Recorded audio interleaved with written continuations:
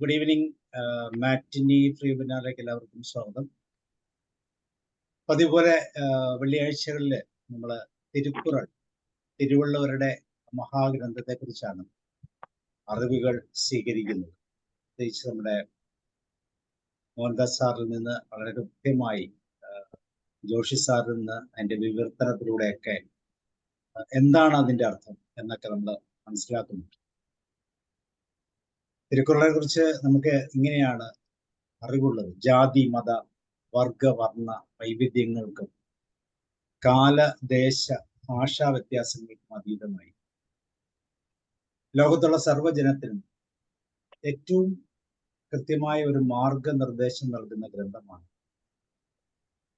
തിരുവള്ളുവർ രചിച്ച തിരുക്കുറൾ എന്ന് പറയുന്നത്. ബൈബിൾ കഴിഞ്ഞാൽ ലോകത്തിൽ ഏറ്റവും കൂടുതൽ പരിഭാഷപ്പെടുത്തിയിട്ടുള്ള ഗ്രന്ഥമാണ്. ധാർമ്മിക ഗ്രന്ഥം എന്നുള്ള നിലയിൽ വളരെ പ്രത്യേകതയുള്ള ഒരു ഗ്രന്ഥം. എന്നാൽ മതാധിഷ്ഠിതമല്ലാത്ത ധാർമ്മിക ഗ്രന്ഥങ്ങളിൽ ഏറ്റവും കൂടുതൽ പരിഭാഷ ലഭിച്ചിട്ടുള്ള തിരുക്കുറളാണെന്ന് പറയാം.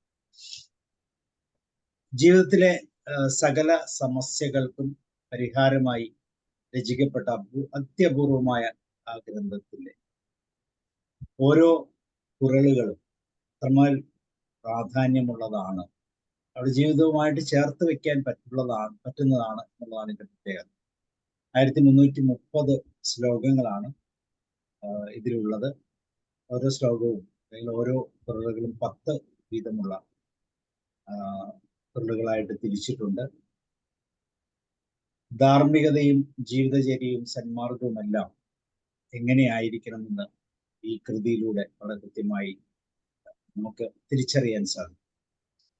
അപ്പൊ അതുകൊണ്ട് തന്നെ ഇതിനെക്കുറിച്ച് മനസ്സിലാക്കുന്നതും ഇതുമായിട്ട് ജീവിതത്തിൽ മുന്നോട്ട് പോകുന്നതൊക്കെ ഒത്തിരി ഗുണകരമാണ് എന്ന് കഴിഞ്ഞ 12 കുറിലുകളിലൂടെ നമ്മൾ തിരിച്ചറിഞ്ഞു. ഇന്ന് 13ാമത്തെ കുറിലിനെ കുറിച്ച് മോഹൻദാസ് സാറിൽ നിന്ന് കേൾക്കാം. നമ്മളെല്ലാവരെയും പ്രോഗ്രാമിലേക്ക് ക്ഷണിക്കുന്നു. അതോടൊപ്പം മോഹൻദാസ് സാറിനെ. മോഹൻദാസ് സാർ, ഏവർക്കും നമസ്കാരം. സാബു കേരളത്തിന്റെ 1254 ദിവസമാണ് ഇന്ന്. പറയാറുണ്ട്, മഴ പെയ്താലും വെയില് വന്നാലും എന്തു വന്നാലും ഒന്നും മുടങ്ങാതെ എല്ലാ ദിവസവും 7 മണിക്ക് കൃത്യമായിട്ട് തന്നെ ഹാജരാകുന്ന സാബു സാറിന് അതിന് കൂട്ടു നിൽക്കുന്ന അല്ലെങ്കിൽ ബലമായിട്ട് നിൽക്കുന്ന റോയ് MC സാറ്, ഉലകലാൻ സാറ്, പിന്നെ ജോർജ് സാറ്, ഇവരൊക്കെയാണ് അതിന്റെ 4 തൂണെന്ന് പറയുന്നത്. എല്ലാ ദിവസങ്ങളിലും ഇവരവിടെ ഉണ്ട്. അത് കാരണം ഇത് അല്ലെങ്കിൽ ഒന്ന് മാറിപ്പോയാൽ അത് പിടിച്ചു നിർത്താനുള്ള ഒരു കഴിവ് സാറിനുണ്ട്. ഈ സംരംഭം ഇങ്ങനെ നീണ്ടു പോകട്ടെ. ഈ 4 തൂണ് 5, 10, 100, 200 അങ്ങനെ 1000 കാൽ മണ്ഡപം എന്ന് പറയാറുണ്ട്. തിരുവനന്തപുരത്ത് പത്തനാപുരം ക്ഷേത്രത്തിലുണ്ട്, രാമേശ്വരത്തൊക്കെ ഉണ്ട്. 1000 കാൽ മണ്ഡപം എന്ന് പറഞ്ഞാൽ കരിങ്കല്ലായ മണ്ഡപമാണെങ്കിലും അത് താങ്ങി നിർത്തുന്ന ഈ 1000 കാലുകളാണ്. അതേപോലെ നമുക്ക് 1330 കുറളുകൾ ഉണ്ടെങ്കിൽ അതേപോലെ അത്രയും ആൾക്കാർ തന്നെ അതിനെ ഉൾക്കൊണ്ട് ജീവിക്കാൻ തുടങ്ങുകയാണെങ്കിൽ ഈ പ്രപഞ്ചം അല്ലെങ്കിൽ ഈ ലോകം വളരെ നല്ല ഒരു വാസസ്ഥലമായിട്ട് മാറും എന്നതിൽ എനിക്കൊരു സംശയമില്ല. എന്താ പറഞ്ഞാൽ തുടക്കത്തിൽ ഇങ്ങനെയൊക്കെ തന്നെയാണ്. ഒരാളുടെ ആഗ്രഹമായിരുന്നു തിരുക്കുറൾ പഠിക്കണം, അല്ലെങ്കിൽ തമിഴിൽ നിന്ന് മലയാളത്തിലേക്കുള്ളത് അതിന്റെ പരിപൂർണമായ രീതിക്ക് തന്നെ മനസ്സിലാക്കണം എന്നുള്ളൊരു ആഗ്രഹമാണ് നമ്മളെ ഈ രീതിയിലേക്ക് കൊണ്ടുവന്നത്. അത് സാബു സാറിന്റെ എന്താ പറഞ്ഞാൽ നല്ല ഉത്സാഹത്തോടു കൊണ്ടും നല്ല ഒരു ആദരവോടു കൂടിയാണത് ഇന്ന് വരെ 12 അധ്യായങ്ങൾ, അതായത് നമ്മൾ ആരംഭിച്ചത് 24 മെയ് 24, 24/5/24 ആരംഭിച്ചു.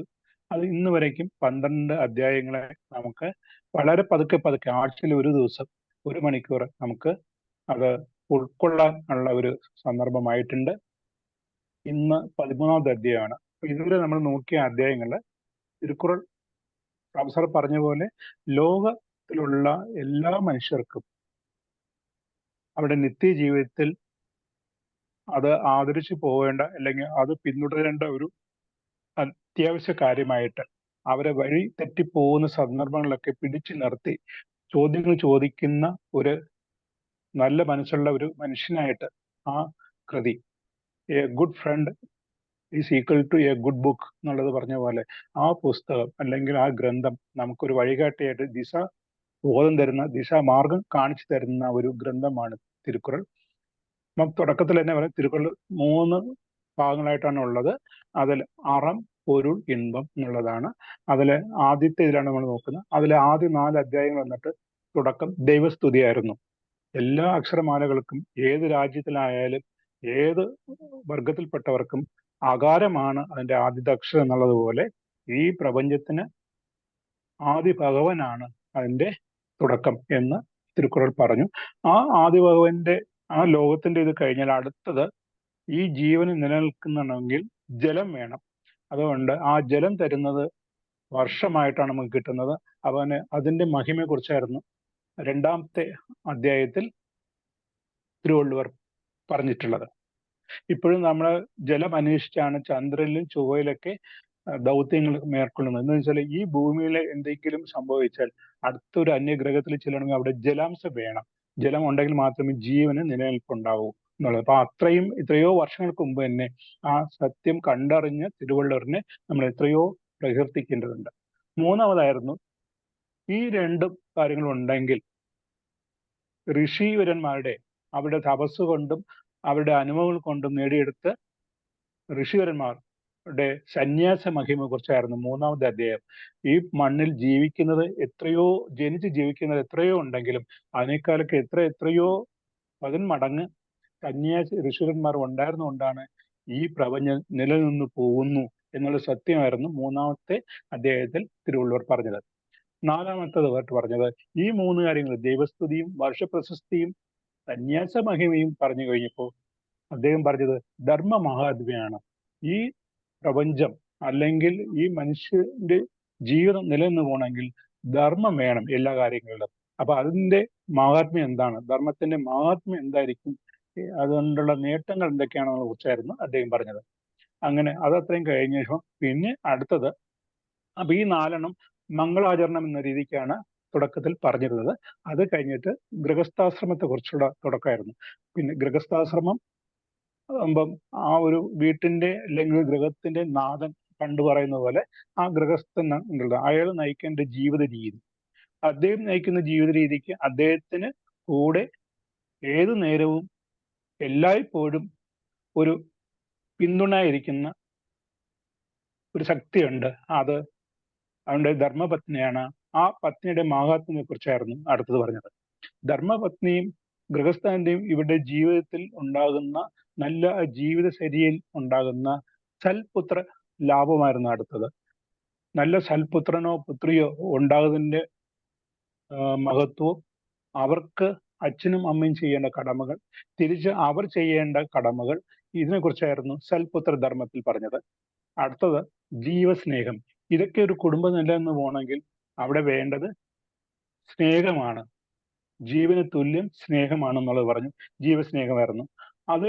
അടുത്തതായിട്ട് നമ്മൾ മറ്റുള്ളവരോട് ആശ്രയിച്ചാണ് കഴിയുന്നുണ്ടെങ്കിൽ, നമ്മുടെ ചുറ്റുപാടിലൂടെയുള്ള ചേർന്നാണ് ഇണങ്ങിയാണ് ജീവിക്കുന്നുണ്ടെങ്കിൽ അവിടെ നമ്മൾ അനുഷ്ഠിക്കേണ്ട ഒന്നാണ് അതിഥി പൂജ. മറ്റുള്ളവരെ എങ്ങനെ സൽക്കരിക്കണം, ആ സൽക്കാരത്തിന്റെ മഹത്വം എന്താണെന്നുള്ളതായിരുന്നു കവി പറഞ്ഞത്. അത് കഴിഞ്ഞിട്ട് ആ അതിഥി പൂജയോടൊപ്പം തന്നെ അടുത്ത പറഞ്ഞ് മധുര സംഭാഷണം, നമ്മുടെ വാക്കുകൾ എങ്ങനെ ആയിരിക്കണം എന്നുള്ളതിനെ കുറിച്ചായിരുന്നു തിരുവള്ളുവർ പറഞ്ഞത്. മധുര ഭാഷണം എങ്ങനത്തായിരിക്കുന്നത്. അത് കഴിഞ്ഞപ്പം പരസ്പരം അങ്ങോട്ടും ഇങ്ങോട്ടും സഹായിച്ച് ജീവിക്കുന്ന ഒരു മനുഷ്യനെ മറ്റൊരാൾ ചെയ്ത ഉപകാരം ഒരിക്കലും മറക്കാൻ പാടില്ല എന്നുള്ളത് തന്നെയായിരുന്നു ഉപകാര സ്മരണ എന്നുള്ളത് കുറിച്ച് കവി പറഞ്ഞത്. അങ്ങനെ അതിനുശേഷം നിഷ്പക്ഷത.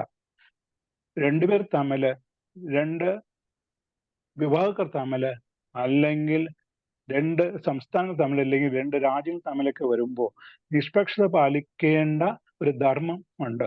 ആ നിഷ്പക്ഷത നിൽക്കുന്ന ആള് എങ്ങനെ ആയിരിക്കണം, 2 പേർക്കും പൊതുവായിട്ട് പറയേണ്ട കാര്യങ്ങൾ എങ്ങനെ ആയിരിക്കണം പറയേണ്ടത് എന്നതിനെ കുറിച്ചായിരുന്നു അദ്ദേഹം പറഞ്ഞത്. അപ്പൊ ഇതൊക്കെ നമ്മുടെ ദൈനംദിന ജീവിതത്തിൽ നമുക്ക് വളരെയധികം ഒരു മാർഗദർശിയായിട്ട് മാറിയിട്ടുണ്ട്.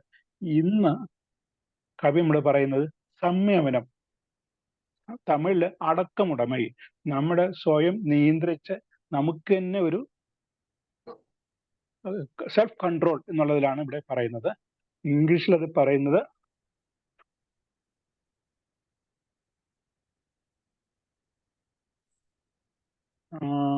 പൊളൈറ്റ്നെസ് എന്ന് പറയുന്നുണ്ട്. മലയാളത്തിൽ അടക്കമുടമ, സംയമനം, വിനയം എന്നുള്ള ഒരു വാക്കും കൂടി നമ്മുടെ ട്രാൻസ്ലേഷനിൽ ഇത് പറയുന്നുണ്ട്. ആദ്യത്തെ ഇതിലേക്ക് നമ്മൾ കിടക്കുകയാണ്. ഒന്നുകൂടി സമയത്തിന്റെ പ്രാധാന്യം പറയാം. ശരീരവും മനസ്സും വാക്കും തിന്മയുടെ മാർഗത്തിൽ പോകാതെ സംയമനത്തോടെ ധാർമ്മിക ജീവിതം നയിക്കുന്നതിന്റെ മേന്മ ഈ അധികത്തിൽ എടുത്തു പറയുന്നു.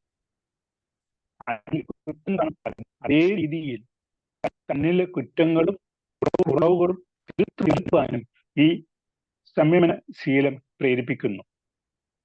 തിരുക്കുറൾ അധികാരം 13 അടക്കമുടമ. Sir, first kural Sabu sir.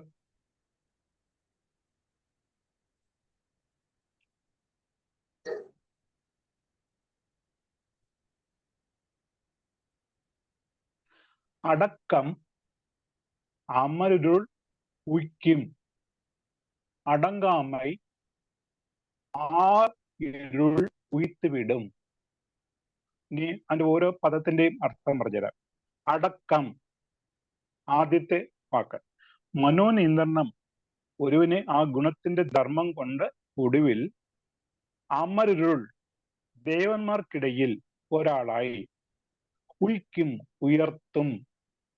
അടങ്കാമൈ, അതേസമയം അടങ്കാമൈ മനോനിയന്ത്രണം ഇല്ലായ്മ, ആ പാപപ്രവർത്തി കൊണ്ട് തന്നെ ഒരുവനെ ഇരുൾ നിറഞ്ഞ നരകത്തിൽ ഉയ്ത്തുവിടും, തള്ളുകയും ചെയ്യും. ഇവിടെ ഇരുൾ എന്ന് പറയുന്നത് ഇരുൾ, നിത്യ നരകത്തിലൊന്ന്, നരകത്തിന്റെ ഇരുട്ടിൽ എന്നും എന്നുള്ള മീനിങ് ആണ്. അപ്പൊ അടക്കം അമരുരുൾ ഉയ്ക്കും, അടങ്കാമൈ ഇരുൾ ഉയ്ത്തുവിടും. ജോലി സാർ മലയാളത്തിൽ വായിച്ചു. സംയമനം ചേർക്കും അമരലോകം, ചിത്ത സംഭ്രമം നരകത്തിൽ ആക്കും എന്നാണ് അതിനെ വിശദീകരിക്കുമ്പോൾ. ശരീരവും മനസ്സും വാക്കും തിന്മയിലേക്ക് പോകാതെ ആത്മസംയമനം പാലിക്കുന്നവൻ വലിയ ഭാഗ്യവാനാണ്.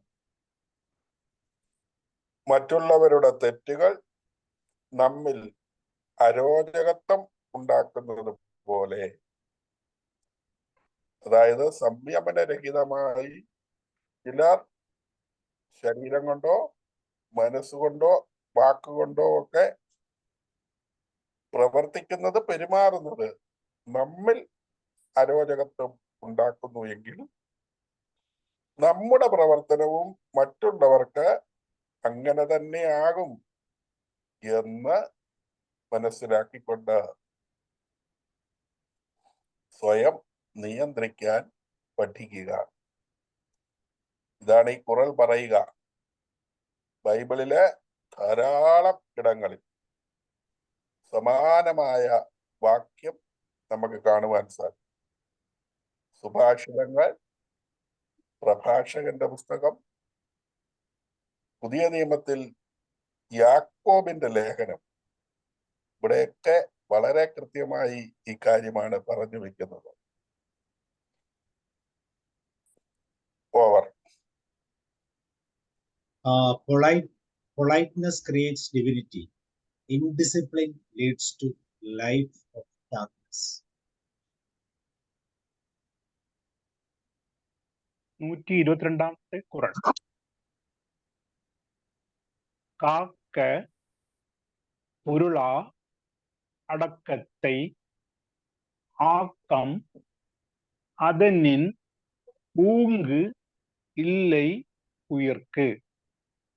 ഇവിടെ ഞാൻ ഒന്നുകൂടി പദം എടുത്ത് അർത്ഥം പറയുമ്പോൾ ആദ്യത്തെ വാക്കിനെടുക്കുന്ന മൂന്നാമത്തെ പദത്തിനെയാണ്. അടക്കത്തെ, സംയമനത്തെ. അടക്കം എന്ന് പറഞ്ഞാൽ സംയമനത്തെ. പൊരുള, സ്ഥിരമായ സമ്പത്തായി. എന്നിട്ട് ആദ്യത്തെ വാക്ക് കാത്തു സൂക്ഷിക്കുക. സമയത്തെ സ്ഥിരമായ സമ്പത്തായി കാത്തു സൂക്ഷിക്കുകയാണെങ്കിൽ, എന്നിട്ട് അവസാനത്തെ വാക്കാണ് ഉയിർക്ക്. ഉയിർക്ക് എന്ന് പറഞ്ഞാൽ മനുഷ്യർക്ക് എല്ലാം. ഉയിർക്ക് അതിന് ഉങ്ക്, അതിനേക്കാൾ മെച്ചപ്പെട്ടതായ, ഉയർച്ചയിലുള്ള, അതിനേക്കാൾ ഊങ്ക്, ഉയർന്ന, മെച്ചപ്പെട്ടതായ ആക്കം. ഇനി നാലാമത്തെ വാക്കാണ് ആക്കം എന്ന് പറഞ്ഞാല് സ്വത്ത്, സമ്പത്ത് എന്നുള്ളതാണ്. ഇല്ലൈ, ഇല്ല തന്നെ. മനുഷ്യരെ സംബന്ധിച്ചിടത്തോളം ക്ഷമാഭരിതമായ സമയത്തേക്കാൾ മികച്ച ഒരു സ്വത്ത് ഇല്ല. വളരെ ശ്രദ്ധയോടെ കാത്തു സൂക്ഷിക്കേണ്ട സ്വത്താണ് അത്. വിനയത്തെ ഇതേപോലെ കാത്തു സൂക്ഷിക്കുക. അതിനേക്കാൾ മഹത്വമുള്ള ധനം മനുഷ്യന് വേറെ ഇല്ല.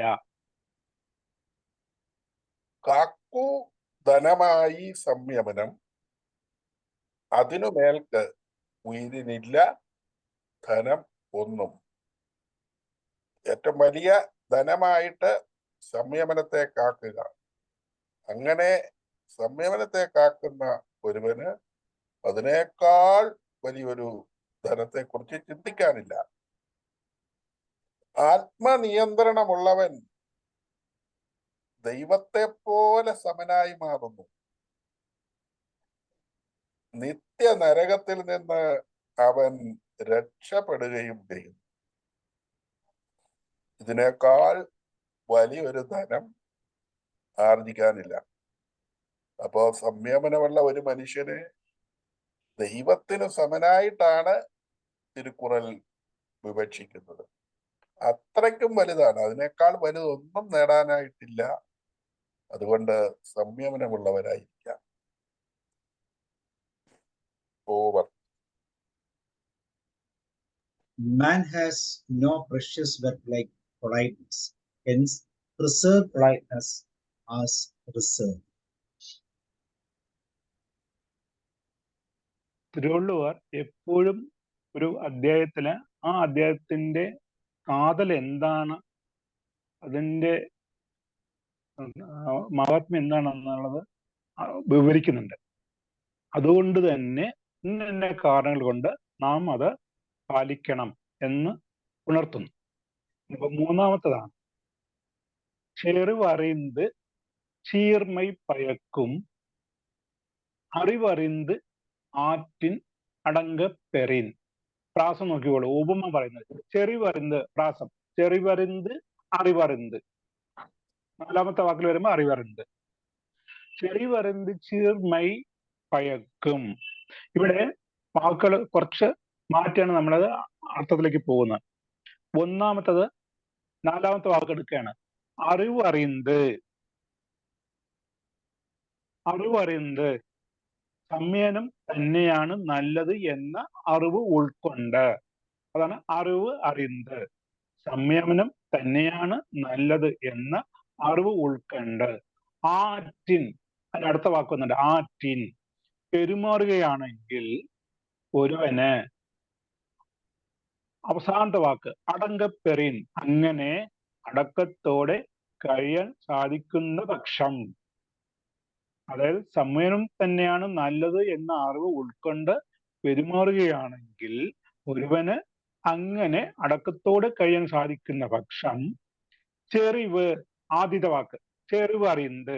ചെറിവ് എന്ന് പറഞ്ഞാൽ ആ സദ്ഗുണം അറിന്ത് വിവേകശാലികൾ കണ്ടറിഞ്ഞ് അംഗീകരിക്കാൻ അവന് ചീർമൈ മഹത്വത്തെ, ഭയം എന്ന് പറഞ്ഞ ഫലമാക്കി ചെയ്യും. സംയമനം തന്നെയാണ് ഏറ്റവും നല്ല വിവേകം എന്നറിഞ്ഞ് ആത്മനിയന്ത്രണത്തോടെ ജീവിക്കുന്നവരെ സജ്ജനങ്ങൾ താല്പര്യപൂർവ്വം കണ്ടറിയുന്നു, അംഗീകരിക്കുന്നു. ആ അംഗീകാരം അവർക്ക് മഹത്വം നേടിക്കൊടുക്കുന്നു. Okay sir. അറിവാർന്നു സംയമം.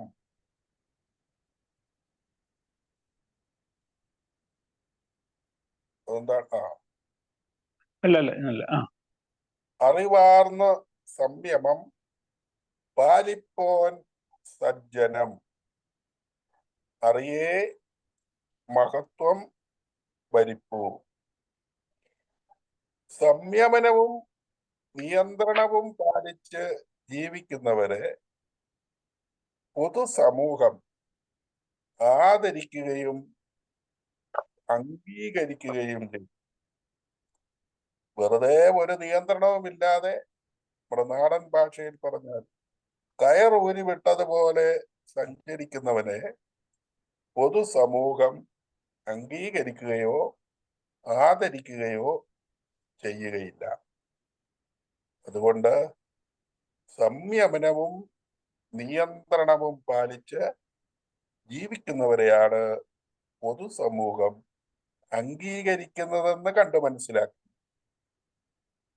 അതിനായി ഒരുങ്ങുക എന്നുള്ളതാണ് വളരെ ബുദ്ധിപൂർവമായ തീരുമാനം. ഓവർ.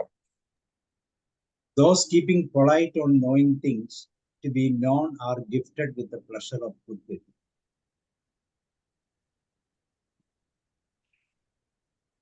ഖുറൽ 124. നിലയിൽ തിരിയാത് അടങ്ങിയാൻ തോറ്റം മലയിനും മാണപ്പെരുത്. നിലയിൻ ഗൃഹസ്ഥാശ്രമ ധർമ്മത്തിൻ്റെതായ മാർഗത്തിൽ തിരിഞ്ഞു പോകാതെ അതിൽ നിന്നും വ്യതിചലിക്കാതെ തന്നെ അടങ്ങിയാൻ മനോനിയന്ത്രണം സാധിച്ചവന്റെ തോറ്റം ഉന്നതി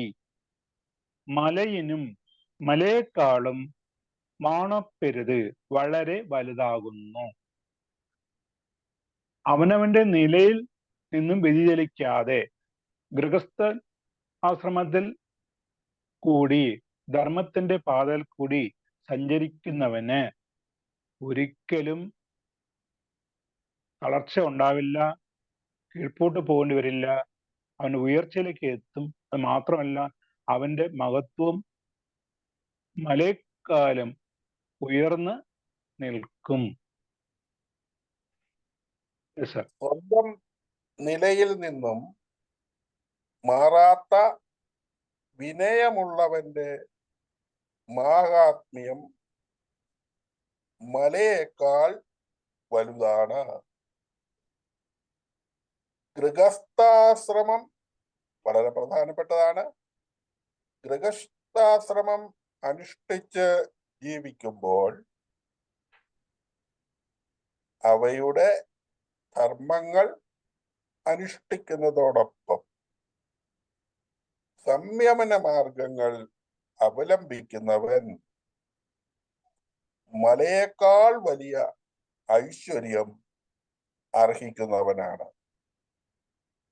അപ്പോൾ ഗൃഹസ്ഥാശ്രമം പാലിക്കുന്നു, കുടുംബസ്ഥനായി ജീവിക്കുന്നു, കുടുംബജീവിതം നയിക്കുന്നു, സാധാരണ മനുഷ്യനായി ജീവിക്കുന്നു എന്ന് പറയുന്നത് എന്തും ചെയ്ത് ജീവിക്കാനുള്ളതല്ല. മറിച്ച് അവിടെയും സംയമനവും ധർമ്മങ്ങളും കൃത്യമായി അനുഷ്ഠിക്കുക തന്നെ വേണം. അങ്ങനെ അനുഷ്ഠിക്കുമ്പോൾ ആളുകൾക്ക് മലയേക്കാൾ വലിയ ഐശ്വര്യം കരഗതമായി തീരുന്നു. ഓവർ.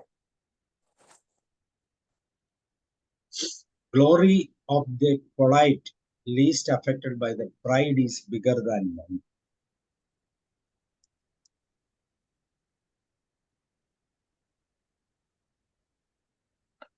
ഖുറൽ 125. എല്ലാവർക്കും നன்றாം പണിതൽ അവരുള്ളും செல்வர்க்கே செல்வத் தகைத்து. எல்லாருக்கும் நன்றாம் பணிதல் അവരുള്ളും செல்வர்க்கே செல்வം തഴയ്ത്ത്. ഇവിടെ ആദ്യത്തെ വാക്കെടുക്കുന്നത് പണിതൽ, മൂന്നാമത്തെ വാക്കാണ് എടുക്കുന്നത് പണിതൽ. പണിതൽ എന്ന് പറയാം ആർപ്പാടങ്ങൾ കാണിക്കാതെയുള്ള വിനയപൂർവമായ മനോനിയന്ത്രണം. എല്ലാവർക്കും ആദ്യത്തെ വാക്ക് നൻറാം, ആർക്കായാലും പോഷണം തന്നെ.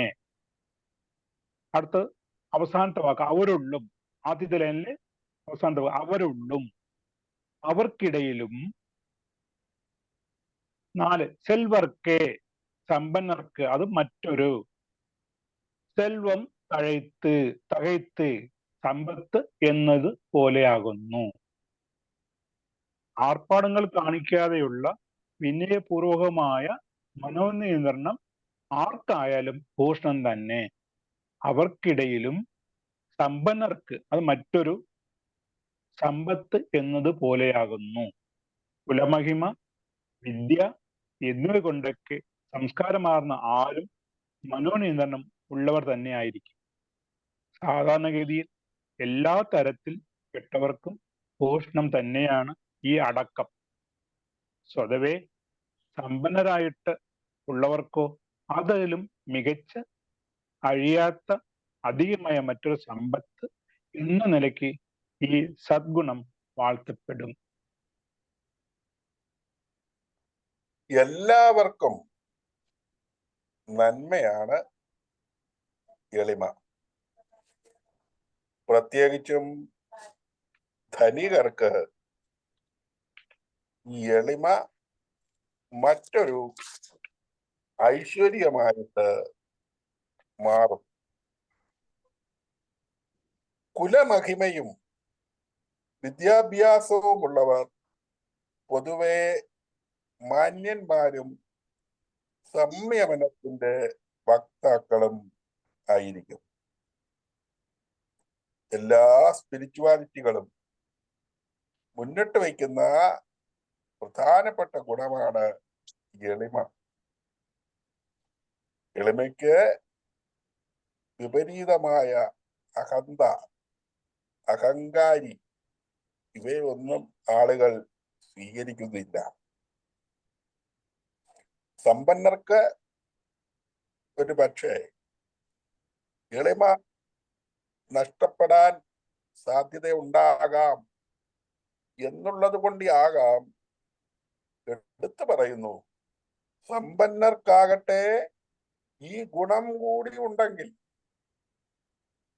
അവരുടെ സമ്പത്ത് വലിയ തോതിൽ ഇരട്ടിയായി വർദ്ധിക്കുന്നു. എളിമ തന്നെയാണ് മഹാപുണ്യം. എളിമയുള്ളവരാകാം.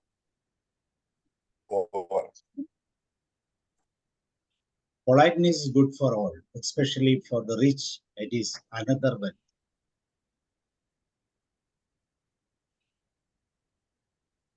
ഖുറൽ 126.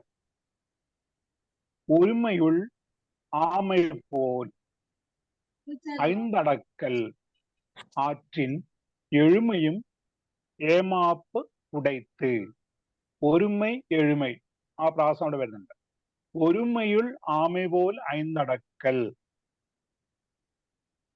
ഒരുവൻ ഒരുമയുൾ തൻ്റെ ഈ ജന്മത്തിൽ, ഈ പിറപ്പിൽ തന്നെ, ആമയെ പോലെ 5 അടക്കൽ ആറ്റിൻ, തലയും, ആമ എങ്ങനെയാണോ അതിന്റെ തലയും കൈകാലുകളും ഉള്ളിലേക്ക് വലിക്കുന്നത് പോലെ പഞ്ചേന്ദ്രിയങ്ങളെയും ഉള്ളിൽ അടക്കുവാൻ പ്രാപ്തനാവുന്ന പക്ഷം ആ ഒരു സിദ്ധി തന്നെ അവന് എഴുമയും തുടർന്നുള്ള 7 ജന്മം അല്ലെങ്കിൽ 7 പിറപ്പിലും ഏമാപ്പ് ഉടൈത്ത് സംരക്ഷണം നൽകും.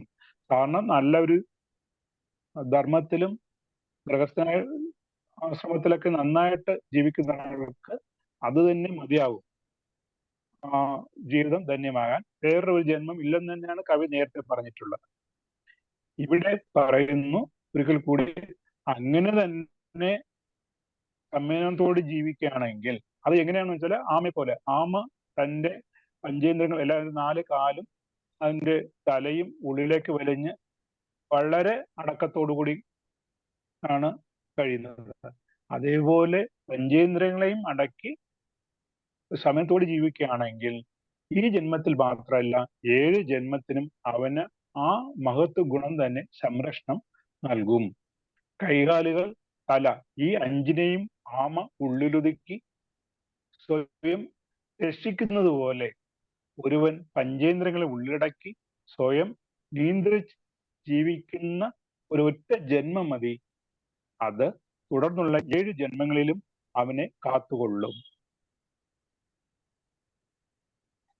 ഒരു ജന്മം ആമ പോലഞ്ചും അടക്കുകിൽ 7 ജന്മവും അത് കാക്കും. ആമയെ എല്ലാവരും കണ്ടിട്ടുണ്ട്. വളരെ കട്ടിയുള്ള പുറം തോടാണ് അതിനുള്ളത്. എന്നാൽ ഇടയ്ക്കിടയ്ക്ക് പുറത്തേക്ക് സ്വതന്ത്രമായി വരുന്നത് തലയും അതിന്റെ 2 കാലും 2 കൈയുമാണ്. ഈ ഒരു ജീവിയെ കാണിച്ചുകൊണ്ടാണ് ഒരു സന്ദേശം ഈ കുറൽ പറഞ്ഞു വെക്കുന്നത്. കൈകളും കാലുകളും തലയും, അപ്പൊ 2 കൈയും 2 കാലും 1 തലയും, അങ്ങനെ 5ഉം. ഏതെങ്കിലും ഒരു അപകടം മണക്കുമ്പോൾ ആമ ഉള്ളിലേക്ക് വലിച്ച് സ്വയം രക്ഷിക്കുന്നത് പോലെ ഇങ്ങനെ ആമയെപ്പോലെ ജീവിതത്തിൽ അടിയന്തര ഘട്ടങ്ങളിൽ സംയമനം പാലിക്കുന്നവൻ ഉള്ളിലേക്ക് വലിയേണ്ടതാണെങ്കിൽ വലിഞ്ഞായിക്കോട്ടെ. അങ്ങനെ പാലിക്കുന്നവൻ 7 തലമുറ കാലത്തേക്ക്, 7 എന്ന വാക്ക് മിക്കവാറും മതഗ്രന്ഥങ്ങൾ ഒരു പൂർണ്ണ സംഖ്യയായി ഉപയോഗിക്കുന്നതാണ്. അതുകൊണ്ടാണ് 7 തലമുറ, 7 70 പ്രാവശ്യം ക്ഷമിക്കണം എന്നൊക്കെ പറഞ്ഞ് നമ്മൾ കേട്ടിട്ടുണ്ട്. 7 തലമുറ, 7 കൂദാശ, ഇങ്ങനെയെല്ലാം പറയും. അങ്ങനെ 7 തലമുറക്കാലത്തേക്ക് ഒരു പൂർണ്ണ സംഖ്യ ഉപയോഗിക്കുക. അത്രയും കാലം വലിയൊരു നിധിയായി സുരക്ഷിതത്വത്തെ ശേഖരിക്കുന്നവനാണ് സംയമനമുള്ള മനുഷ്യൻ എന്ന് പറയുന്നു. അതുകൊണ്ട് എല്ലാ അർത്ഥത്തിലും നമ്മുടെ സുരക്ഷിതത്വം, ഒപ്പം തന്നെ ഭാവി തലമുറയുടെ തന്നെ സുരക്ഷിതത്വവും ഒരു വലിയ നിധി പോലെ കാക്കുന്നവനാണ് സംയമനമുള്ള വ്യക്തി. ഓവർ.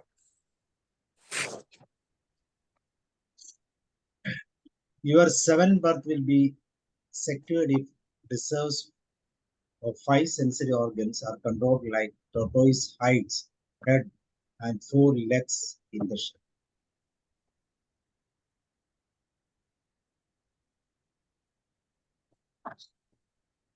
കുറൾ 127.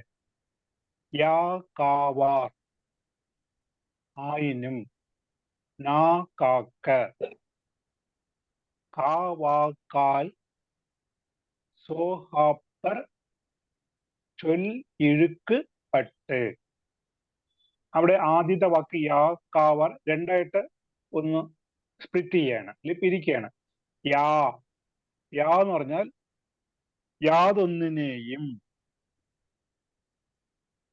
കാത്ത് തന്നിൽ തന്നെ അടക്കേണ്ട യാതൊന്നിനെയും, അതിനെയാണ് യാ എന്നുള്ള ഒറ്റ വാക്കുകൊണ്ട് കവിയോട് പറഞ്ഞത്. എന്ന് വെച്ചാൽ യാ കഴിഞ്ഞിട്ട് അടുത്ത് നാ എന്നുള്ളൊരു വാക്ക് വരുന്നുണ്ട്. അത് തമ്മിൽ ഒരു പ്രാസത്തിന് വേണ്ടിയിട്ടാണ്. യാ കാവാർ, യാതൊന്നിനെയും കാത്തു സൂക്ഷിക്കത്തവരാണ് എങ്കിൽ പോലും, നമ്മൾ ഒന്നിനെയും ഒരുത്തൻ ഒന്നും ഒരു അടക്കമോ സംയമനമോ ഒന്നും ഇല്ലാതെ ഇരിക്കുകയാണെങ്കിൽ പോലും,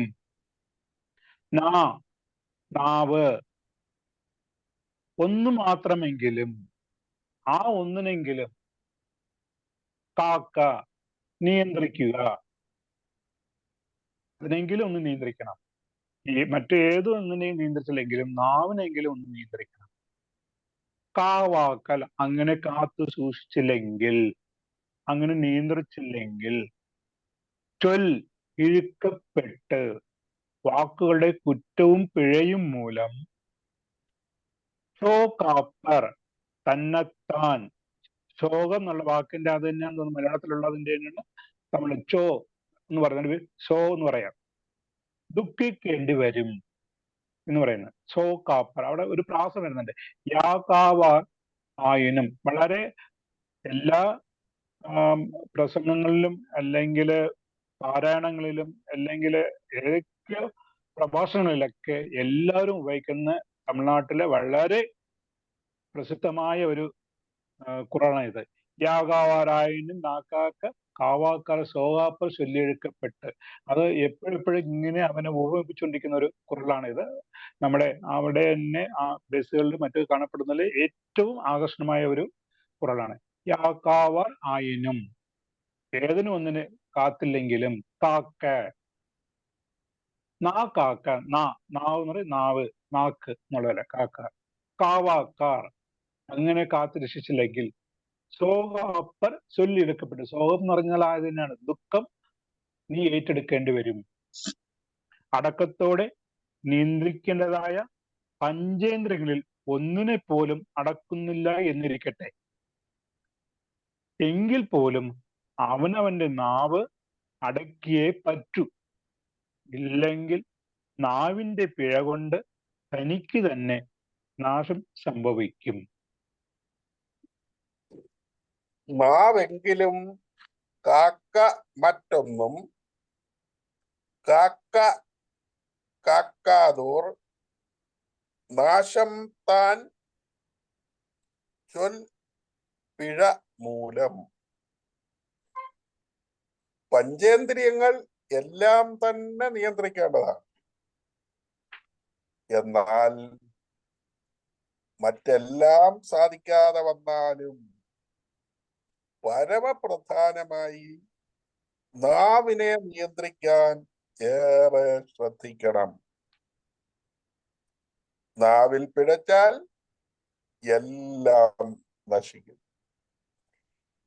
ബൈബിളിലെ യാക്കോബ് ലേഖനത്തിൽ വളരെ കൃത്യമായി പറയുന്ന ഒരു കാര്യം, നാവ് തീയാണ്.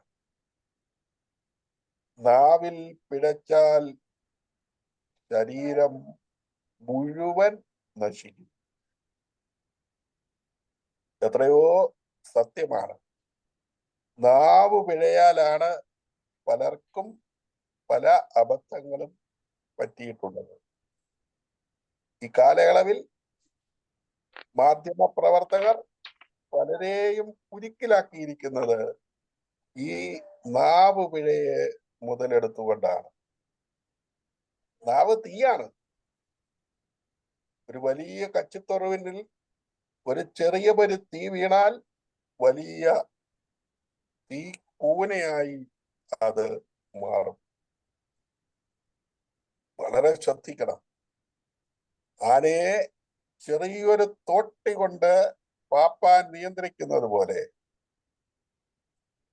60, 70, 100 കിലോ ഭാരമുള്ള ഒരു മനുഷ്യൻ തന്റെ വായിൽ കിടക്കുന്ന 50 ഗ്രാം തൂക്കമുള്ള നാവിനെ ചെറിയൊരു തോട്ടി പോലെ കണ്ട് നിയന്ത്രിക്കാൻ പറ്റിയില്ല എങ്കിൽ അത് വലിയ അപകടത്തിലേക്ക് നീങ്ങും എന്നുള്ളത് എത്രയോ സംഭവങ്ങളിലൂടെ നാം കണ്ടിരിക്കുന്നു. നമുക്ക് നാവിൽ പിഴ വരാതെ നമുക്ക് സംയമനമുള്ളവരായി ഇരിക്കാം. Though nothing is controlled, tongue is to be restricted. Otherwise, bad words may bring sorrow.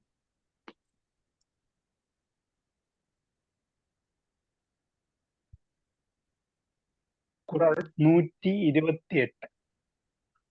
ஒன்றானும் தீச்சொல் பொருட்பயன் உண்டாயின் நன்றாக ആകിവിടും. ആദ്യം രണ്ടാമത്തെ വാക്കെടുക്കുകയാണ്, തീച്ചൊൽ. ദുർവാക്ക് പറയുന്നത് കൊണ്ട് മറ്റുള്ളവർക്ക് പൊരുട്പയൻ അർത്ഥം കൊണ്ടുള്ള വിപരീത ഫലം ഒൻറാണും ഒന്നു മാത്രം അല്ലെങ്കിൽ ഒരിക്കൽ മാത്രം ആണെങ്കിൽ പോലും, അതായത് ഒരാൾ ഉപയോഗിക്കുന്ന വാക്ക്, ദുർവാക്ക് മറ്റുള്ളവർക്ക് ഒരേ ഒരു ദുർബലമാണ് തരുന്നെങ്കിൽ പോലും ഉണ്ടായിൻ, അങ്ങനെ ഉണ്ടായാൽ അത് പറയുന്നവനെ സംബന്ധിച്ചിടത്തോളം നன்று, അവൻ മറ്റ് ധർമ്മങ്ങളാൽ അതുവരെ നേടിവച്ചിട്ടുള്ള നന്മകൾ ആകാതാകിവിടും, അവന് ഇല്ലാതായി തീരും.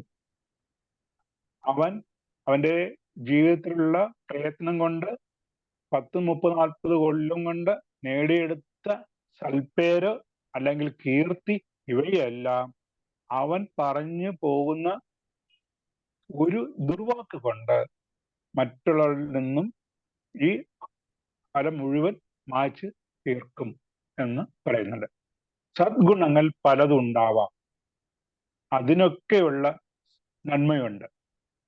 അതിനിടെ ദുരർത്ഥ സൂചകവും അന്യരെ ദുഃഖിപ്പിക്കുന്നതായ ഒരൊറ്റ ദുർവാക്ക് പറഞ്ഞാൽ മതി, മറ്റെല്ലാ നന്മകളെയും അത് ഇല്ലാതാക്കി കളയുന്നു. ഒറ്റ ദുർവാക്കിൽ ദുരർത്ഥമേ പോരും, അത് മറ്റു ഗുണം എല്ലാം കെടുക്കും. നല്ല ഗുണങ്ങൾ പലതും കാണും, അതിനെല്ലാം മേന്മയുമുണ്ട്. എന്നാൽ ഒരു ദുർവാക്ക് അറിയാതെ പിണഞ്ഞു പോയാൽ അതുണ്ടാക്കുന്ന നഷ്ടം വളരെ വളരെ വലുതാണ്. പ്രത്യേകിച്ച് അധികാര സ്ഥാനങ്ങളിൽ, രാഷ്ട്രീയ പ്രവർത്തനത്തിൽ ആളുകളുടെ ശ്രദ്ധ പ്രത്യേകമായി വരുന്ന ആളുകൾ ഏതെങ്കിലും തരത്തിൽ പിഴവാക്ക് പറഞ്ഞു പോയാൽ, ചില വാക്കുകളുടെ പ്രയോഗത്തിലൂടെ തിരഞ്ഞെടുപ്പിൽ തോറ്റുപോയ ആളുകൾ തന്നെയുണ്ട്. അപ്പോൾ അറിയാതെ പറഞ്ഞു പോകുന്നത്, ഈ കാലയളവിൽ പല കേസുകളും ജാതിപ്പേര് വിളിച്ചു അല്ലെങ്കിൽ മറ്റേതെങ്കിലും തരത്തിൽ മോശം വാക്ക് ഉപയോഗിച്ച് അപമാനിച്ചു എന്ന പേരിൽ ഒക്കെ കുടുക്കിൽപ്പെടുന്നത് നമ്മൾ കണ്ടിട്ടുണ്ട്.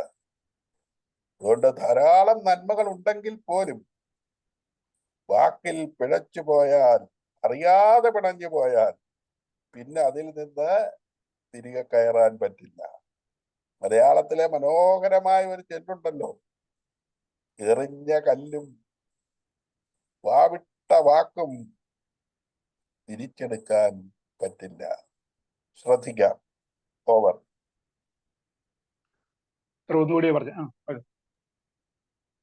Merit of good deeds will be lost by a single bad word.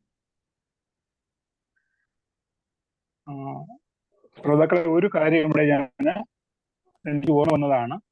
നമ്മുടെ ചിലപ്പതികാരം കാവ്യത്തിനെ കുറിച്ച് നിങ്ങൾക്ക് എല്ലാവർക്കും അറിയാവുന്നതാണ്.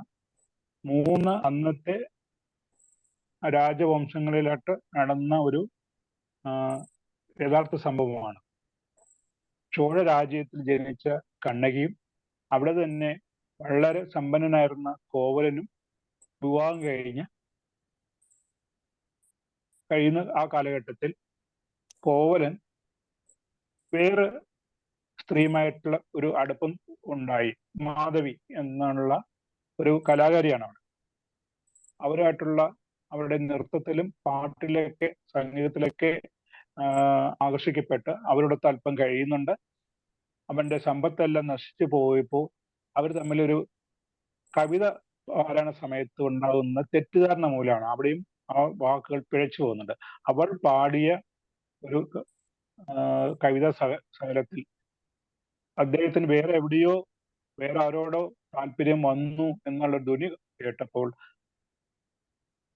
കോവലൻ അവിടെ ഉപേക്ഷിച്ച് പോരുന്നു. അന്നേരം കയ്യിൽ സമ്പത്തൊന്നുമില്ല. തിരികെ കണ്ണകിയടുത്ത് വരുന്നുണ്ട്. കണ്ണകിയും എല്ലാ സമ്പത്തും നഷ്ടപ്പെട്ടെങ്കിലും അവളുടെ കാൽച്ചിലമ്പ് ഉണ്ടായിരുന്നു. കാൽച്ചിലമ്പ് എന്ന് പറഞ്ഞാൽ പവിഴവും മുത്തൊക്കെ ഉണ്ടായിട്ടുള്ള കാൽച്ചിലമ്പാണ്. അപ്പൊ അന്ന് അവർ തീരുമാനിക്കുന്നു, നമുക്ക് ഈ രാജ്യത്ത് ഇനി വേണ്ട, നമുക്ക് മധുരയിലേക്ക് പോകാം. അവിടെ ചെന്ന് ഈ ചിലമ്പ് വിറ്റ് അതിൽ കിട്ടുന്ന ധനം കൊണ്ട് പുതിയൊരു ജീവിതം നമുക്ക് തുടങ്ങാം എന്ന് അവർ മധുരയിലേക്ക് വരുന്നുണ്ട്. അവിടെ പാണ്ഡ്യ മഹാരാജാവാണ് രാജ്യം ഭരിക്കുന്നത്. അദ്ദേഹം ഭരിക്കുന്ന ആ സന്ദർഭത്തില് അവിടെ കൊട്ടാരം നടക്കുന്നുണ്ട്. രാജ്ഞിയുടെ ചിലമ്പ് അവിടത്തെ തട്ടാൻ മോഷ്ടിക്കുന്നുണ്ട്. രാജ്ഞിയുടെ ചിലമ്പ് നഷ്ടപ്പെട്ട കാര്യം രാജാവിന് ദുഃഖം ഉണ്ടാക്കുന്നു. ആ സന്ദർഭത്തിലാണ് കോവലൻ ഈ ചിലമ്പുമായിട്ട് ആ മധുരൈ നഗരത്തിലേക്ക് പ്രവേശിക്കുന്നത്. പത്നിയായ കണ്ണകിയെ ഒരു കുടിലിൽ അവിടെ ഒരു പ്രായമായ ഒരു മഹതി ഉണ്ടായിരുന്നു, അവരെ ഏൽപ്പിച്ചിട്ട് ഇവൻ ഒറ്റയ്ക്ക് ചിലമ്പും കൊണ്ട് വിൽക്കാൻ വേണ്ടി നടക്കുന്നു. പക്ഷെ വളരെ മതിപ്പുള്ളതും വിലപിടിപ്പുള്ളതായ ആ ചിലമ്പ് വാങ്ങിക്കാൻ ആർക്കും സാധിക്കുന്നില്ല. അദ്ദേഹം നേരെ കൊട്ടാരത്തിലേക്ക് വരുന്നുണ്ട്. അന്നേരം കാവലാൾ വഴി ഇത് അറിയുമ്പോൾ തട്ടാൻ അദ്ദേഹം മോഷ്ടിച്ച ആ കളവിനെ ഇദ്ദേഹത്തിന്റെ തലയിൽ ചുമത്താൻ വേണ്ടിയിട്ട് ഇദ്ദേഹത്തിനെ രാജാവിന്റെ മുമ്പിലേക്ക് എത്തിക്കുന്നുണ്ട്. പത്നിയോട് പിണങ്ങി അവളുടെ വിഷമത്തിൽ ദുഃഖിതരായിരുന്ന മഹാരാജാവ് ഒറ്റ വാക്കേ പറഞ്ഞുള്ളൂ. അത് തട്ടൻ എന്ന് പറയുന്നു, രാജ്ഞിയുടെ ചിലമ്പ് മോഷ്ടിച്ച കൾവനെ കിട്ടി എന്ന് കേട്ട മാത്രയിൽ രാജാവ് വേറൊന്നും ചിന്തിക്കാതെ അവനെ കൊണ്ടുവാ എന്ന് പറയുന്നതിന് പകരം അവനെ കൊന്നുവാ എന്നുള്ള വാക്ക്, ഒറ്റ അക്ഷരമാണ് അവിടെ രാജാവിന്റെ നാവിൽ പിഴച്ചു പോയത്. കൊണ്ടുവന്ന് വിചാരിച്ച് അയാൾക്ക് ശിക്ഷ നൽകേണ്ട ഒരു രാജാവാണ് അദ്ദേഹം. തൻ്റെ ആ ധർമ്മസങ്കടത്തിൽ ഇല്ലെങ്കിൽ തൻ്റെ ആ വിഷമഘട്ടത്തിൽ ഭാര്യയോടുള്ള മഹാരാജനോടുള്ള ആ പിണക്കത്തിന്റെ കാരണത്തിന് ഒരു പരിഹാരം എന്നുള്ള രീതിക്ക് പിന്നെ തട്ടൻ എന്ന് പറയുന്നുണ്ട്, ഇങ്ങനെ അദ്ദേഹത്തിന്റെ പത്നിയുടെ ചിലമ്പ് മോഷ്ടിച്ച കള്ളനെ പിടികിട്ടി എന്ന് പറയുമ്പോൾ കൊണ്ടുവാ എന്ന് പറയുന്നതിന് പകരം കൊന്നുവാ എന്ന് പറയുകയും ആ കാവലാളികൾ ചെന്ന് അദ്ദേഹത്തിന്റെ ശിരസ് ഛേദിക്കുകയും ഇത് അറിഞ്ഞ് കണ്ണകി തൻ്റെ മുടിയൊക്കെ കഴിച്ചിട്ട് കണ്ണീരോടെ ആ മധുര വീതികളിൽ അദ്ദേഹം അന്നേരം സമയത്ത് ആ പാണ്ഡ്യരാജ്യത്തിനെ കുറിച്ച് ജനിച്ച് കുലത്തെ കുറിച്ചൊക്കെ പറഞ്ഞു വന്നിട്ട് നേരെ ചെന്ന് കാവലാളുടെ മുമ്പ് നിന്നിട്ട് പറയുന്നുണ്ട്, എനിക്ക് ആ രാജാവിനെ കാണണം. കാവലാളി ചെന്ന് രാജാവിനോട് പറയുന്നു, ഇങ്ങനെ തലവിരി ഘോരമായിട്ട് ഒരു മങ്ങ വന്നിട്ടുണ്ട്, അവർക്ക് എന്തോ സങ്കടം ഉണ്ടാകുന്നു. രാജാവ് കൊണ്ടുവരാൻ പറയുന്നുണ്ട്. അപ്പം രാജാവിന്റെ മുഖത്ത് നോക്കി കണ്ണകി പറയുന്നുണ്ട്, ചെങ്കോലും മറ്റും പിഴച്ചുപോയ നിന്റെ ഈ നാട്ടിൽ എനിക്ക് എന്ത് നീതി കിട്ടും എന്ന് ചോദിക്കുന്നുണ്ട്. അതിലാണ് പിന്നെ അവര് തട്ടാൻ കൊണ്ടുവന്ന പിന്നെ ചിലമ്പും രാജ്ഞിയുടെ മറ്റൊരു ചിലമ്പും കൊണ്ടുവരുന്നുണ്ട്. ആ രാജ സദസ്സിൽ വെച്ച് അത് എറിഞ്ഞ് പൊട്ടിക്കുന്നുണ്ട്. അപ്പം രാജ്ഞിയുടെ ഇത് മുത്തും ആണ് അതിൽ കാണുന്നത്. പക്ഷെ ഇദ്ദേഹം മോഷ്ടിച്ചു കൊണ്ടുവന്നതും അത് തന്നെ അല്ലാതെ ഒന്നായിരുന്നപ്പോ രാജാവ് അന്നേരം എന്നാൽ എന്റെ നാവാൽ ഈ പിന്നെ സാമ്രാജ്യം താഴോട്ട് പോയി, ചെങ്കോൽ തളർന്നു എന്ന് പറഞ്ഞിട്ട് മയങ്ങി വീണ് മരിക്കുന്നതായിട്ടാണ് ചരിത്രം പറയുന്നത്. അതിനുശേഷമാണ് കണ്ണകി പിന്നെ അത് തൻ്റെ ഭർത്താവിന്റെ പുറത്തുണ്ടായിരുന്ന കള്ളൻ എന്നുള്ള പേര് മാറി അതിലേക്ക് വേണ്ടി അവൾ അത് വന്നു, മധുരയെ അഗ്നിക്കിരയാക്കുന്നു, വീണ്ടും ചേര രാജ്യത്ത് വന്ന് ഇവിടെ പിന്നെ സ്വർഗത്തിലേക്ക് പോകുന്നു എന്നാണ് ആ ചിലപ്പതികാരത്തിന്റെ കഥ. അത് ആ നാവ് പിഴച്ചതിന്റെ ഒരു ഉദാഹരണമായിട്ട് നമുക്ക് ഇതിനെ കാണാം. Yes sir. അടുത്തത് 129. ഓക്കെ സാർ, പറഞ്ഞോളൂ. തീനാർ ചുട്ട പുൺ ഉൾ ആറും ആറാതെ നാവിനാൽ ചുട്ട വടു. ഇവിടെയും ആദ്യം ഒരു പറയുന്നുണ്ട് തീനാർ, ഒരാളെ തീ കൊണ്ട് ചുട്ട പുൺ, പൊള്ളിച്ച പുൺ, വ്രണം. എന്നിട്ട് അടുത്ത പറയാണ് 4, നാവിനാർ ചുട്ടവട്, നാവ് കൊണ്ട് ചുട്ട, നാക്ക് കൊണ്ട് ദുർവാക്ക് കൊണ്ട് പൊള്ളിച്ച വ്രണം ഒരിക്കലും ആറാതെ ഉണങ്ങുന്നേയില്ല. അതിന്റെ നീറ്റം എപ്പോഴും ഉള്ളിൽ പുകഞ്ഞുകൊണ്ടേയിരിക്കും. ഒരുവനെ തീ കൊണ്ടാണ് പൊള്ളിച്ചതെങ്കിൽ ആ വ്രണം ഉണങ്ങും. പൊള്ളലേറ്റപ്പോൾ മനസ്സിനുണ്ടായ ആഘാതവും മാറിക്കിട്ടും.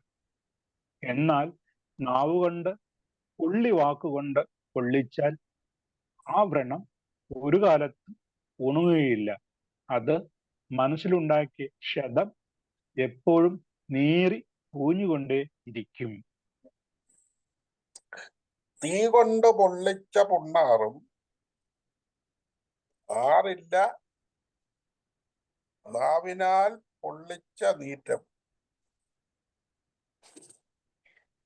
തീപ്പൊള്ളലേറ്റാൽ നീറ്റലുണ്ടാകും, മുറിവുണ്ടാകും, ചിലപ്പോൾ വ്രണവും ഉണ്ടാകാം. എന്നാൽ മരുന്ന് പുരട്ടി ഇവയെല്ലാം പരിഹരിക്കാൻ പറ്റും. ഏതാനും ദിവസങ്ങൾക്ക് ശേഷം മുറിവ് ഉണങ്ങി ശരീരം പഴയതുപോലെ ആവുകയും ചെയ്യും. എന്നാൽ വാക്കിലൂടെ സംഭവിച്ച മുറിവുണക്കുവാൻ വളരെ വളരെ ബുദ്ധിമുട്ടാണെന്ന് മാത്രമല്ല, ചിലപ്പോൾ നടക്കുകയുമില്ല. പലപ്പോഴും ആളുകൾ പറയാറുണ്ട്, നമുക്ക് മറക്കാം അല്ലെങ്കിൽ പൊറുക്കാം.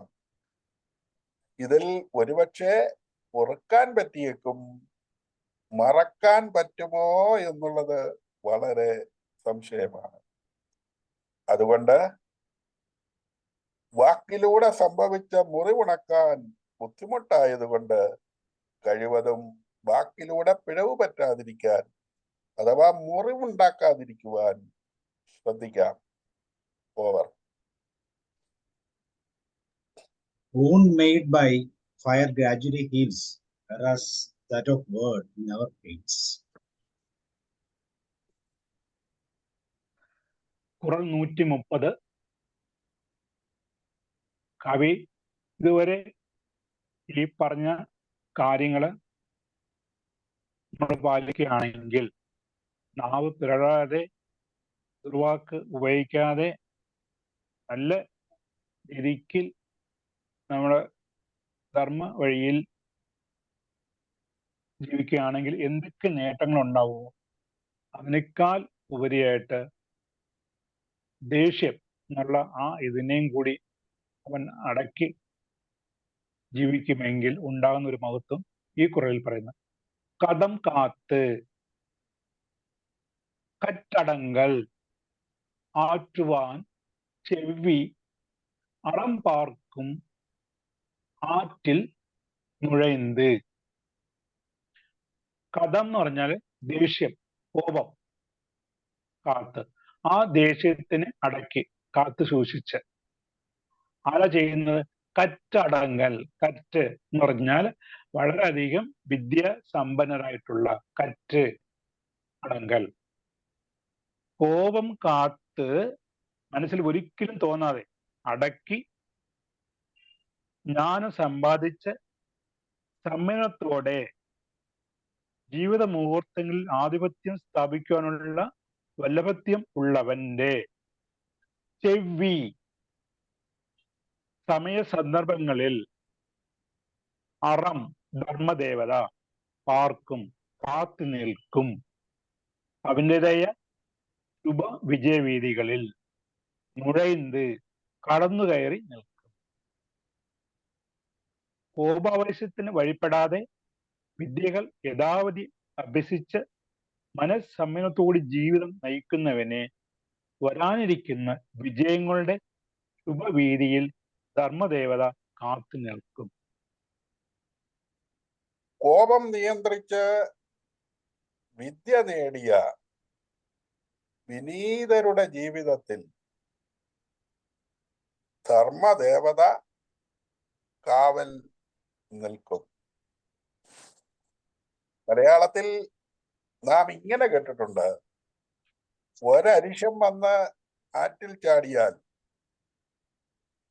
7 അരിശത്തിന് തിരികെ കയറാൻ പറ്റില്ല. കോപാവേശത്തിന് വഴിപ്പെടാതെ സംയമനം പാലിച്ച് ധർമ്മ വഴിയിലൂടെ സദാചാര ബോധത്തിൽ ജീവിക്കുമ്പോൾ സർവ ദേവതകളും ഐശ്വര്യമായി കൂടെ ഉണ്ടാകും. അതുകൊണ്ട് ഈ 30-ാമത്തെ ഈ വാക്യത്തിൽ ഇന്നത്തെ ഖുറൽ നമ്മെ പഠിപ്പിക്കുകയാണ്, നാവിനെ നിയന്ത്രിക്കുന്നതാണ് സർവോത്കൃഷ്ടം. എല്ലാവരുടെയും നാവിൽ സരസ്വതി നന്മയായി വിളയാടട്ടെ. അതിലൂടെ ലോകത്തിൽ മാതൃകയായി ജീവിക്കുവാൻ, സ്വയം രക്ഷിക്കാൻ, നന്മയിൽ ജീവിക്കാൻ, ഈ ലോക ജീവിതം അർത്ഥപൂർണമാക്കാൻ ഏവർക്കും സാധിക്കട്ടെ. Over. In the life of polite man who control anger and attain knowledge, God of Dharma keeps vigil.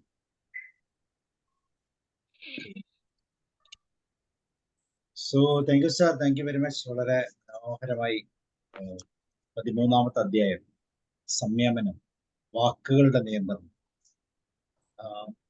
ഒരേ വായിൽ നിന്ന് നല്ലതും ചീത്തതും വരുന്നു എന്നൊക്കെ നമ്മൾ കേട്ടിട്ടുണ്ട്. ഇതെല്ലാം വാക്കുകളെ എങ്ങനെ നിയന്ത്രിക്കാം, എത്രമാത്രം അത് പ്രയോജനകരമാവും എന്നുള്ളതിനെ കുറിച്ച് വളരെ കൃത്യമായി മനസ്സിലാക്കുന്ന, ഏത് സാധാരണക്കാരനും മനസ്സിലാക്കുന്ന രീതിയിലുള്ള ഈ കുരൽ നമുക്ക് വേണ്ടി നൽകിയ മോഹൻദാസ് സാറിനും പരിഭാഷപ്പെടുത്തിയ ജോഷി സാറിനും നന്ദി സ്നേഹം അറിയിക്കുന്നു. നമുക്ക് ഡിസ്കഷനിലേക്ക് പോവാം. റോയ് സാർ തുടങ്ങാം അല്ലെ?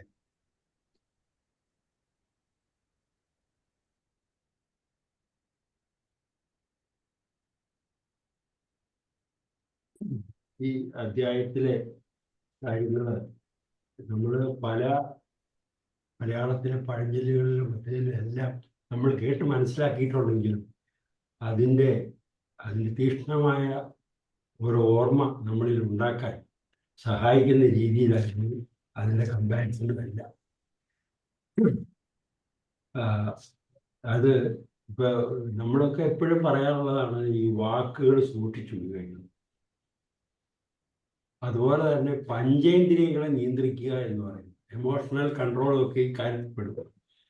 ഇതെല്ലാം ഇപ്പോഴും ഇതാണെങ്കിലും വർഷങ്ങൾക്ക് മുമ്പ്, നൂറ്റാണ്ടുകൾക്ക് മുമ്പ് ഇത് തിരുക്കുറലിലൂടെ നമ്മളെ ഇപ്പോൾ ബോധ്യപ്പെടുത്തുകയാണ്, അന്ന് പറഞ്ഞ കാര്യങ്ങൾ.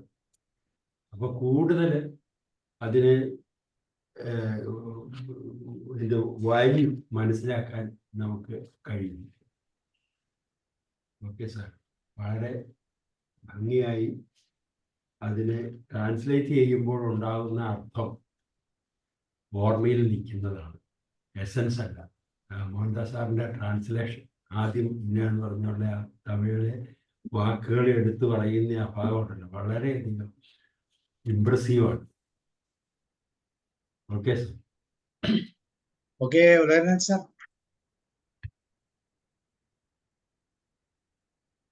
പക്ഷെ ഞാൻ ചിന്തിക്കാറുള്ളത്, ഈ തിരുക്കുറൽ എന്ന ഈ മഹാപുസ്തകത്തെ കുറിച്ച് യാതൊരു ധാരണയില്ലാത്തൊരു വ്യക്തിയാണ് ഞാൻ. കേട്ടിട്ടുണ്ട്, പക്ഷെ അത് വായിക്കാനോ അതിൻ്റെ ഉള്ളിലേക്ക് കയറാനോ ഒന്നും കഴിഞ്ഞിട്ടില്ല. പക്ഷെ ഇന്ന് ആ പുസ്തകം ഓരോരോ പേജായി മോഹൻദാസ് സാർ നമ്മുടെ മുമ്പിൽ തുറന്നു വെക്കുകയും ഭാഷയുടെ കടുംപിടുത്തമൊന്നും ഇല്ലാതെ അറിയാവുന്ന ഭാഷയിൽ അറിയാവുന്നവരെ കൊണ്ട് പറയിപ്പിക്കുന്നു എന്നുള്ളതാണ് ഏറ്റവും വലിയ രസം ഇതിനകത്ത്. മലയാളം അറിയാത്ത ഒരാൾക്ക് ഇംഗ്ലീഷ് കേട്ടു, മലയാളവും ഇംഗ്ലീഷും അറിയാത്ത ആൾക്ക് അതിന്റെ ഒറിജിനൽ ഭാഷയിൽ കേട്ടു വായിക്കാൻ കഴിയും. അതിൽ ഓരോ കുറലും ഓരോ വാചകങ്ങളും മനസ്സിൽ പിടിച്ചു വെക്കേണ്ടതാണ്, പ്രായോഗികമായി ശീലിക്കേണ്ടതാണ്. ഒറ്റ ഉദാഹരണം പറഞ്ഞാൽ നിർത്തുന്നു. കോപത്തെ കുറിച്ചാണ്. കോപം നാശമല്ലാതെ മറ്റൊന്നും സൃഷ്ടിക്കുന്നില്ല. കോപം നിങ്ങളെ തന്നെ, ആരാണോ കോപിക്കുന്നത് അയാളെ തന്നെ നശിപ്പിക്കുന്നു എന്നുള്ളതാണ്. മറ്റൊരാളോടുള്ള കോപം മനസ്സിൽ വെച്ച് അയാളെ ഒന്നും പറയുന്നില്ല, പക്ഷെ അയാളുടെ കോപമാണ് നമ്മുടെ ഭാവം. ആ ഭാവം സൂക്ഷിക്കുന്ന വ്യക്തി ഓരോ ഇഞ്ചിഞ്ചായി സ്വയം തീർന്നുകൊണ്ടിരിക്കുകയാണ്. വിളക്കിന്റെ ആ കത്തലിന് എണ്ണ ആവശ്യമാണ്.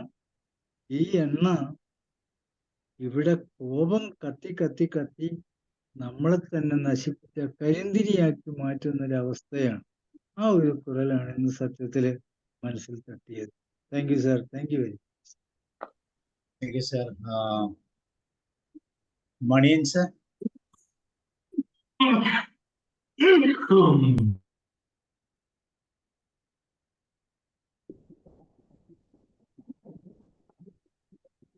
പറഞ്ഞോളൂ സർ,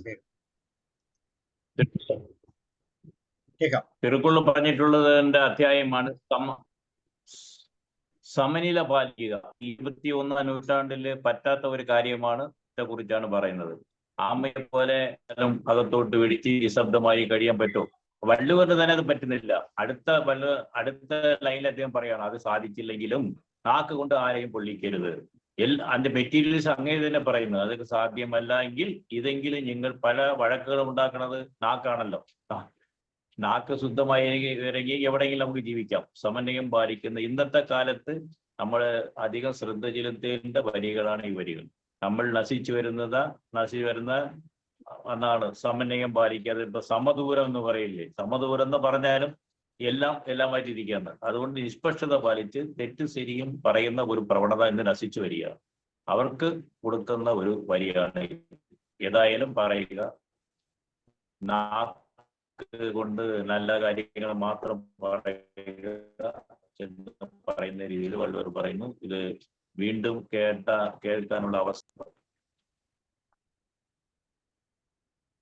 ഓക്കെ സാർ, അനുവിന്ദ.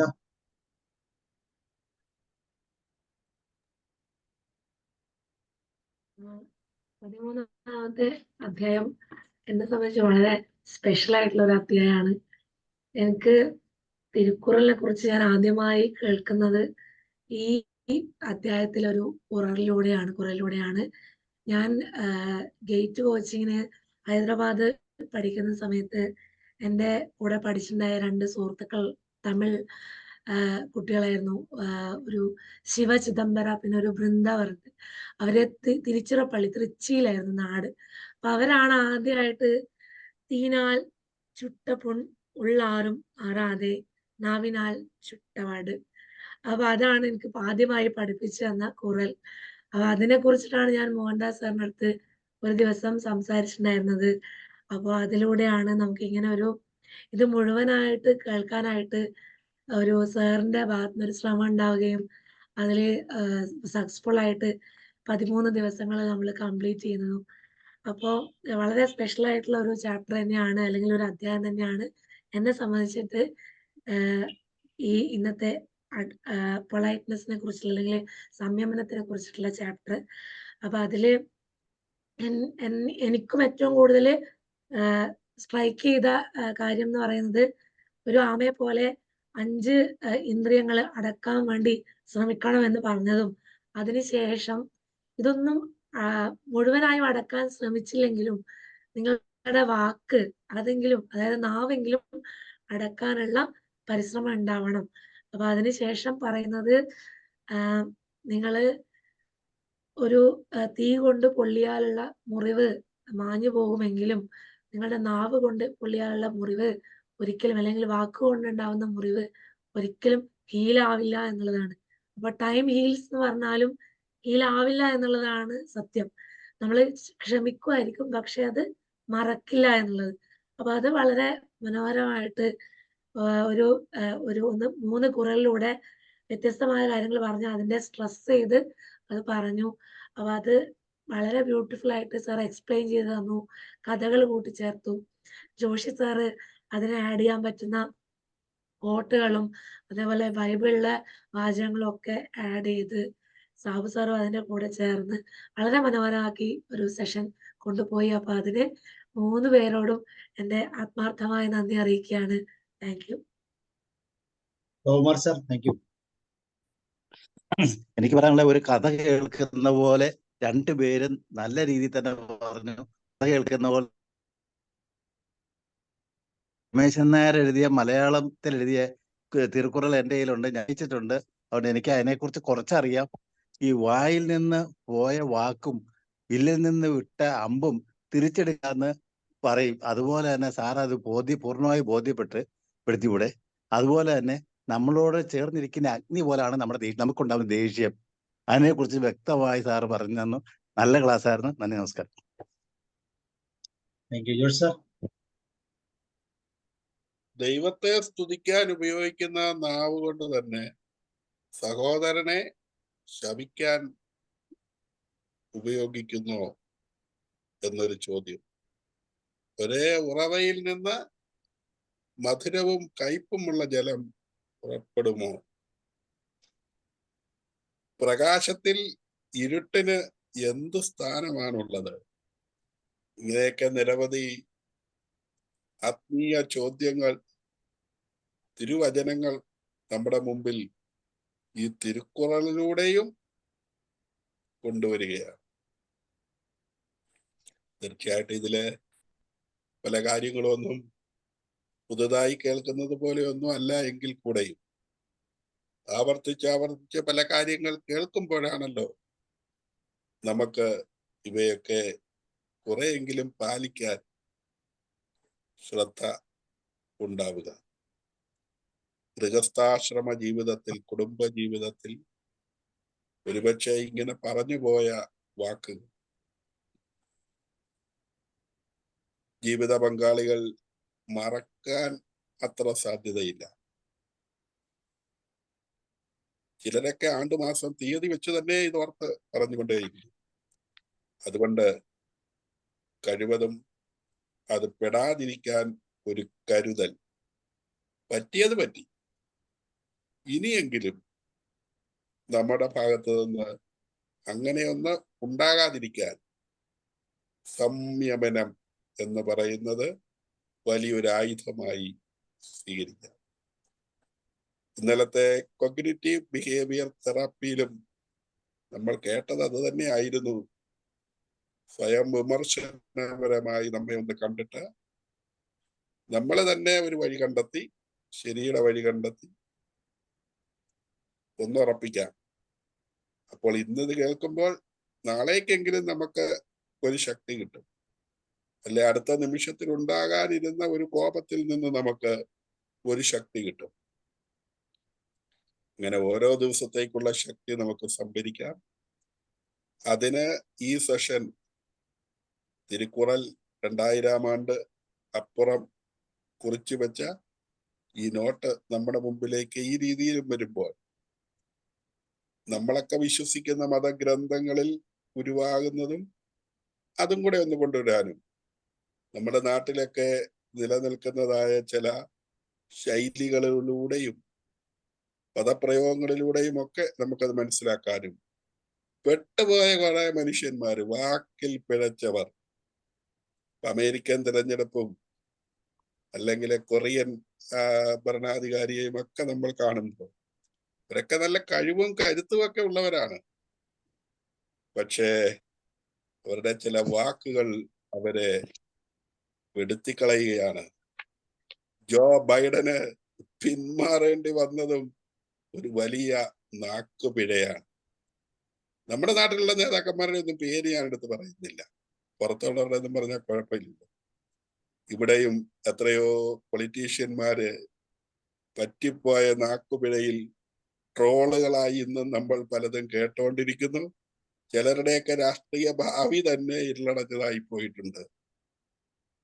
നമുക്കിതെല്ലാം നമ്മുടെ ജീവിതത്തിലേക്ക് ഒന്ന് അപ്ലൈ ചെയ്യാം. എല്ലാവരെയും ദൈവം അനുഗ്രഹിക്കട്ടെ. Thank you. Good night. Okay sir, thank you. Omana teacher എന്ന് പറയുന്നത് സൈനബ മാം, ഇന്ദിര സേജി, ഓക്കെ. സോ മോഹൻദ സർ, വളരെ മനോഹരമായിട്ടുള്ള യെസ് മാം, മോഹന മാം. ഞാൻ ഒരു സോഷ്യൽ സ്റ്റഡീസ് പഠിപ്പിച്ചുകൊണ്ടിരിക്കുമ്പോൾ സംഘകാല കൃതികളാണ് ഏറ്റവും പ്രാചീനമായ അല്ലെ ആദ്യം ഉണ്ടായ സാഹിത്യം എന്ന് പഠിപ്പിച്ചിട്ടുണ്ട്.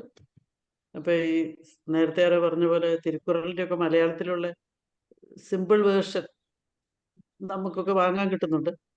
പക്ഷെ എനിക്ക് എപ്പോഴും തോന്നിയിട്ടുണ്ട് ഇതെല്ലാം അങ്ങോട്ടും ഇങ്ങോട്ടും ഇപ്പൊ ഒരു പാട്ട് ഒരു സിനിമയിലുള്ള പാട്ട് പോലെ വേറൊരു പാട്ട് പാടിയ അപ്പൊ അതിന്റെ കോപ്പിറൈറ്റ് ആയി, കേസായി, പ്രശ്നമായി. പക്ഷെ ഇതെല്ലാം ഒരേ കാര്യങ്ങളാണ്, നല്ല കാര്യങ്ങളെല്ലാം ഒന്ന് തന്നെയാണ്. ഇവരെല്ലാം അങ്ങോട്ടും ഇങ്ങോട്ടും കോപ്പി അടിച്ചതാണോ എന്ന് എനിക്ക് ചിലപ്പോൾ തമാശക്ക് തോന്നിയിട്ടുണ്ട്. അന്നായതുകൊണ്ട് ഇതിനൊന്നും കേസില്ല. പക്ഷെ എല്ലാരും പറയും എപ്പോഴും തെറ്റും ശരിയും ആപേക്ഷികമാണ്, അല്ലെങ്കിൽ അത് ഓരോരുത്തരുടെ പാകയിൽ മാറി മാറി വരുന്ന പോലെ പറയും. അതെനിക്ക് തോന്നിയിട്ടില്ല. തെറ്റും ശരിയും കറക്റ്റായിട്ട് നമുക്കുണ്ട്. അത് സമയത്തിന് മാറാനും മാറി മറിച്ചെടുക്കാൻ പറ്റിയല്ല എന്നാണ് ഞാൻ വിശ്വസിക്കുന്നത്. അപ്പൊ ഇതെല്ലാം ഒരേപോലെ എല്ലാ മഹാന്മാരും എല്ലാ ദൈവങ്ങളും ഒരേ കാര്യങ്ങളാണ് പറഞ്ഞത്. അത് ഇത്തിരി വാക്കുകൾക്കൊക്കെ ചെറിയ ചെറിയ മാറ്റം ഉണ്ടെന്നേ ഉള്ളൂ, അർത്ഥമെല്ലാം ഒന്ന് തന്നെയാണ്. ശരിക്കും കോപ്പി അടിച്ച പോലെ ഉണ്ട്. Thank you sir. So thank you മാം.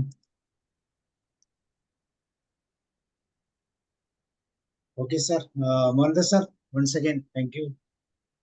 അടുത്ത ചാപ്റ്റർ അടുത്ത ആഴ്ചയിലെ സദാചാരമാണ്. ആചാരം അല്ലെങ്കിൽ റിച്വൽ എന്നുള്ള ചാപ്റ്റർ. സദാചാരം, ഓക്കെ. വളരെ അത്യാവശ്യമുള്ള ഒരു കാര്യം അല്ലേ? സാർ ഒരു സംശയം ചോദിക്കട്ടെ. ചെറി പറയുന്നത് ചീർമൈ എന്ന് പറഞ്ഞ ചീർമൈന്റെ അർത്ഥം എന്ന് പറഞ്ഞ ചീർമ എന്ന് പറയുന്നത് ഒരു മിനിറ്റ്, എത്രാമത്തെ ചീർമൈ? 123. ചെറി പറയുന്നത് ചീർമൈ മയക്കും. ചെറുവ് എന്ന് പറയുമ്പോ ആ സദ്ഗുണം, ചീർമ മഹത്വം. ചെറുവ് ആ സദ്ഗുണം, ചീർമ മഹത്വത്തെ ഫലമാക്കി ചെയ്യും, പയക്കും ഫലമാക്കി ചെയ്യും.